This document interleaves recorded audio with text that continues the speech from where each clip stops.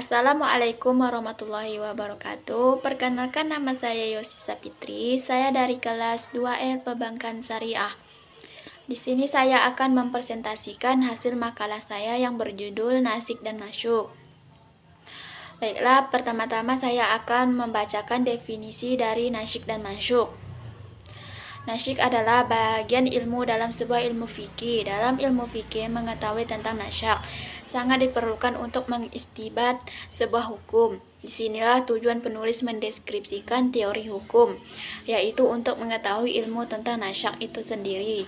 Hal ini agar teori nasyak dapat diketahui secara luas, sehingga dapat mengamalkan, menilai, bahkan menjadi pejuang dalam menyelesaikan problematika istibat atau penetapan hukum yang ada pada masyarakat.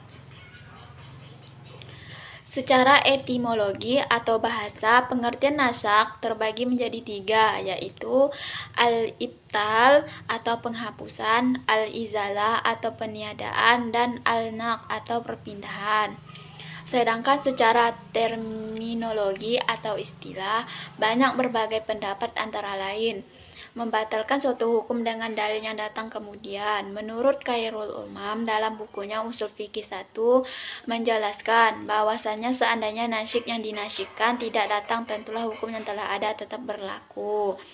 Muhammad Al-Qudari dalam bukunya Ushul Fiqih mengatakan bahwa nasyid adalah jalan hukum yang syar'i dengan dalil syar'i, ia dibolehkan atau tidak dibolehkan berdasarkan akal. Abdul Al-Wahhab Kalab dalam bukunya Ilmu Ushul Fiqih menyatakan bahwa amal dibatalkan dengan hukum syar'i dengan dalil yang terakhir. Dari berbagai pendapat yang dikemukakan di atas, maka dapat disimpulkan bahwa nasyid adalah penghapusan atau pembatalan suatu hukum yang datang kemudian. Sedangkan masyhur artinya yang dihapuskan, yaitu hukum dalil syar'i atau lafadznya yang dihapuskan. Selanjutnya saya akan membacakan pendapat para ulama tentang nasyid dan masyhur. Nasyid dan masyhur dalam ayat Al-Quran. Pendapat para ulama tentang nasyid dan masyhur. Nasyid dan masyhur dalam ayat Al-Quran, para ulama berbeda pendapat. Abu Muslim Al-Isfihani berpendapat bahwa tidak terdapat nasyid dalam Al-Quran. Hal ini terdapat dua alasan. Alasan pertama, seandainya ada nasyid maka telah terjadinya pembatalan hukum dalam Al-Quran. Kedua, hukum Al-Quran bersifat tetap sampai hari kiamat. Jumhur ulama berpendapat bahwa terhadap nasyid dalam Al-Quran. Hal ini juga terdapat dua pendapat. Pertama, ini berdasarkan dalam Al-Quran surah Al-Baqarah ayat 106. Sebagaimana Allah berfirman, ayat yang kami batalkan atau kami hilangkan dari ingatan pasti kami ganti dengan yang lebih baik atau yang sebanding dengannya. Tidakkah kamu tahu bahwa Allah Maha Kuasa atas segala sesuatu?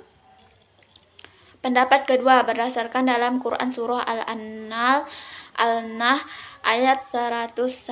Allah Subhanahu wa taala berfirman, dan apabila kami mengganti suatu ayat dengan ayat yang lain, dan Allah lebih mengetahui apa yang telah diturunkannya, mereka berkata, sesungguhnya engkau Muhammad hanya mengada-ngada saja. Sebenarnya kebanyak mereka tidak mengetahui. Pendapat orang Yahudi mereka tidak mengetahui adanya nasyid karena menurutnya nasyid mengandung konsep al-bada, yakni nampak jelas setelah kabur atau tidak jelas. Nasyid itu ada kalanya tanpa hikmah dan itu mustahil bagi Allah, dan ada kalanya karena sesuatu hikmah yang sebelumnya tidak nampak. Ini berarti terdapat suatu kejelasan yang didahului oleh ketidakjelasan, dan ini pun mustahil baginya. Selanjutnya saya akan membacakan contoh-contoh kasus nasyid, masyhur, dan dalilnya. Nasyid wajibnya menghadap ke Baitul Maqdis menjadi wajib menghadap ke Ka'bah. Sesungguhnya Kami sering melihat mukamu mengadah ke langit, maka sungguh kami akan memalingkan kamu ke kiblat yang kamu sukai. Palingkanlah mukamu ke arah Masjidil Haram, dan di mana saja kamu berada, palingkanlah mukamu ke arahnya. Quran Surah Al-Baqarah ayat 144. Jadi, situasi dan keadaan menghadap ke arah kiblat pertama dan ke arah kiblat kedua adalah sama bagi orang yang salat. Nasik larangan berziarah kubur dan kebolehannya. Dahulu aku melarang kalian dari berziarah kubur, sekarang berziarahlah kalian. Demikian juga situasi dan keadaan berziarah kubur dan tidak berziarah kubur adalah sama. Kedua contoh itu di dalamnya terjadi nasyak, sebab itu merupakan seruan bersifat umum yang diarahkan kepada kaum muslimin. Dan situasi seruan yang awal dan yang berikutnya adalah sama. Kontradiksi di antara keduanya terjadi dari semua sisi. Artinya tidak mungkin menghimpun atau mengkompromikan di antara keduanya, dan dengan begitu seruan yang datang belakangan menjadi masyuk untuk seruan awal atau sebelumnya. Contoh yang ketiga, jenis nasyik ini adalah ayat rajam. Umar bin Al-Khattab berkata, "Sesungguhnya aku khawatir zaman akan panjang terhadap manusia, sehingga seseorang akan berkata, kita tidak mendapati rajam di dalam kitab Allah, sehingga mereka menjadi sesat dan sebab meninggalkan satu kewajiban yang telah diturunkan Allah. Ingatlah, sesungguhnya rajam adalah hak atas orang yang berzina dan dia telah menikah. Jika bukti telah tegak atau ada kehamilan atau ada pengakuan." Sufyan berkata, "Demikianlah yang aku ingat. Ingatlah, Rasulullah SAW berkata, telah melakukan rajam dan kita telah melakukan rajam setelah beliau."